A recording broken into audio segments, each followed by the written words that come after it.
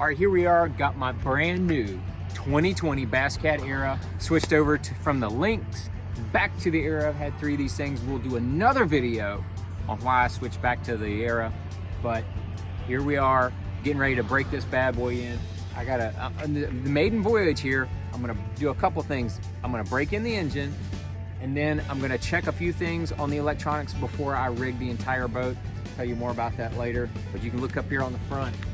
I don't even have a trolling motor. You know what's gonna be on there? A ghost. And you know where it is? It's a ghost. It's not technically invisible. It's not in yet. It's supposed to come in next week, but I couldn't stand it any longer. I had to come out here and get this thing broken in, see what this thing will do. Got nothing in it. It is gonna be an absolute rocket ship after I get it broke in. So this ought to be fun. All right, so when you first launch your boat, it's a little deal I like to do. I know Mercury recommends, you know, a little idle period, but do not touch it. Launch your boat, get it, you know, someplace secured so it's not drifting around. And then I like to start the engine, and once you start it, let it idle for about 2 minutes. Just let all that oil, you know, lubricate the entire engine. Just let the whole thing get lubricated before you even put it into gear. I think that's a big deal. Put that into gear. Then once you get, you know, you're gonna idle out past the no-wake buoys and then start your break-in period, but we'll do that after we get this bad boy started. There is no priming bulb in the new Bass Cats. I'm sure that's done for a reason. If your boat has a priming bulb, you wanna prime that up before your initial start. But if not, you're just gonna have to count on the fuel pump to suck all the air out of the lines, which may take you know, a little bit. We're gonna see how it does here. I'm gonna give it a big start. Start, turn it over. You hear the oil pump priming, hear the fuel pump prime.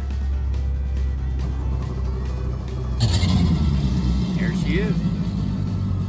Started her up pretty quick. Big bad Mercury, she's ready to go. So we're gonna leave it just idling just like that for about 2 minutes. Then we'll push off the dock, go out there, and then we'll start the next step. All right, so we're getting ready to go ahead and break this bad boy in, going through this idle zone. Once we get it on plane, Mercury recommends, I believe, between 3,000 and 4,000 RPMs, and you want to vary your speed. What I like to do is once I get going, my very first run, this is still the initial start, I like to run it for about 20 to 30 minutes, at least, at a minimum, running in that RPM range. You know, be sure to check your owner's manual, whatever engine you do have. Make sure you're in the right engine RPM range. Once you do, stay in that RPM range 20 to 30 minutes. Then I like to turn the boat off and let everything completely cool down in the inside of the motor. And those, I feel like those rings really seat well when that happens. After that, I'm gonna start it back up and do the same thing again, run it for another 20, 30 minutes at least, and let everything get nice, hot, and warm. Varying you do not want to let the pedal or the throttle stay at the exact same RPM for more than, like, you know, 15, 20, 30 seconds at most. Then you want to vary it, you know, 400 or 500 RPMs up and down so that you just don't get that throttle stuck in the exact same position. It's kind of an old school thing. I always do. I always have good luck with my Mercury engine, so we're going to do that with this one. So here we go. Here we go. Initial plane.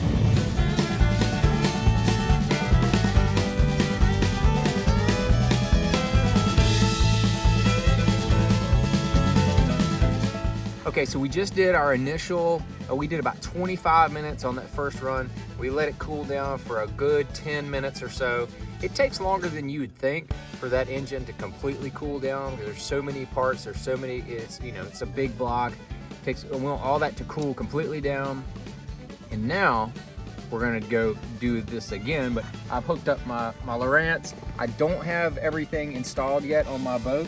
What I'm gonna do, I installed the transducer for the through hull, and I'm making sure that runs. I already checked my 3-in-1 transducers to make sure that the side imaging works like it's supposed to. And I see that side scan just crystal clear. So now I got this, I'm gonna check this, and then I can monitor my speed as well and see kind of what we're looking at. So we're gonna go do that.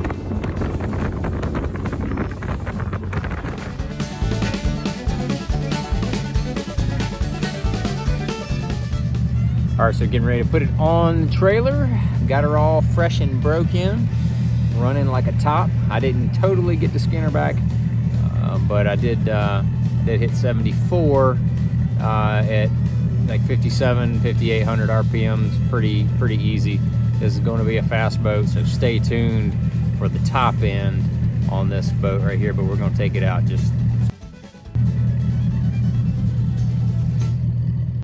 All right, so that sums it up. Just broke this bad boy in, brand new 2020 Bass Cat Eyra. Got it broke in. It is going to be a fast one. I can't wait to get this thing fully rigged out. So now I've got to wait on my Lowrance Ghost to come in, and then I got to finish rigging all my Lowrances on there. I'm going to have a 16 at the dash. I'm going to have two 12s on the front, and I've got I got to put my power pole charging system in there and finish mounting all my batteries. A lot of rigging left to do, so stay tuned for more videos on all of that, on the whole boat rigging system. But this was just the maiden voyage and how to break a bass boat in.